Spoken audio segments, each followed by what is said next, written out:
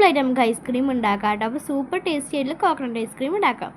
ആദ്യം നമുക്ക് fresh cream ഉണ്ടാക്കാൻ വേണ്ടിയിട്ട് നമ്മൾ ആദ്യം കുറച്ച് പാല് തിളപ്പിക്കാൻ വേണ്ടി വെച്ചിട്ടുണ്ട്. പാൽ തിളപ്പിച്ചതിന് ശേഷം വേറെ പാത്രത്തിലേക്ക് മാറ്റിയിട്ട് അത് നന്നായിട്ട് കുറുക്കിയെടുക്കാം. കുറുക്കിയെടുക്കുന്നതിന് മുമ്പ് അതിലേക്ക് നെയ്യ്, നമ്മുടെ സ്വല്പം കോൺഫ്ലവർ പൊടിയും പഞ്ചസാര ഇട്ട് നന്നായിട്ട് മിക്സ് ചെയ്യുക. കുറുക്കണ വരെ നന്നായിട്ടത് മിക്സ് ചെയ്ത് കൊടുക്കുക കേട്ടോ. ഗ്യാസ് ഫുള്ളി വെച്ചിട്ട് തന്നെ അത് വേണം ഇത് കുറുക്കാൻ വേണ്ടിയിട്ട്.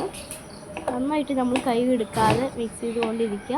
ഇടയ്ക്കിടയ്ക്ക് തിളച്ച് വരുമ്പോൾ നമ്മൾ ഗ്യാസ് ജസ്റ്റ് ഒന്ന് ഫ്ലെയിം കുറച്ചിട്ട് കൂട്ടിയാൽ മതി കേട്ടോ. അപ്പോൾ നന്നായിട്ട് മിക്സ് ചെയ്ത് കൊടുക്കുക.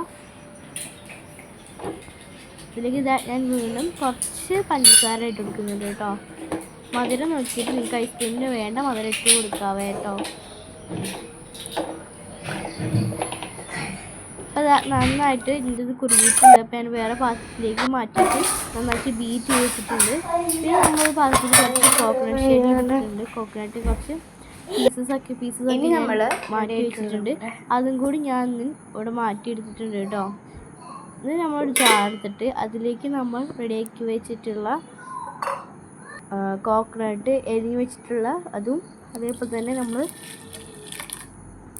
റെഡിയാക്കി വെച്ചിട്ടുള്ള നമ്മുടെ കണ്ടൻസ്ഡ് മിൽക്കില്ലേ, അതും കണ്ടൻസ്ഡ് മിൽക്ക് ഇല്ലെങ്കിൽ നമ്മൾ ഈ ഒരു മിക്സ് തന്നെ മതി കേട്ടോ. അപ്പോൾ നമ്മൾ ആ മിക്സ് ഒഴിച്ചിട്ട് നമ്മൾ ഈ ഒരു വാനില എസൻസ് നമ്മൾ ചേർക്കുന്നുണ്ട് കേട്ടോ. വാനില എസൻസ് നമ്മൾ അടിപൊളിയാണ് കഴിഞ്ഞാൽ ഇനി നമ്മൾ പാത്രം എടുത്തിട്ട് അത് അതിലോട്ട് ഫില്ല് ചെയ്തിട്ട് അതിന് മുകളിൽ ഡെക്കറേഷനൊക്കെ ചെയ്തിട്ട് നമ്മൾ അത് ചെയ്താൽ മതി.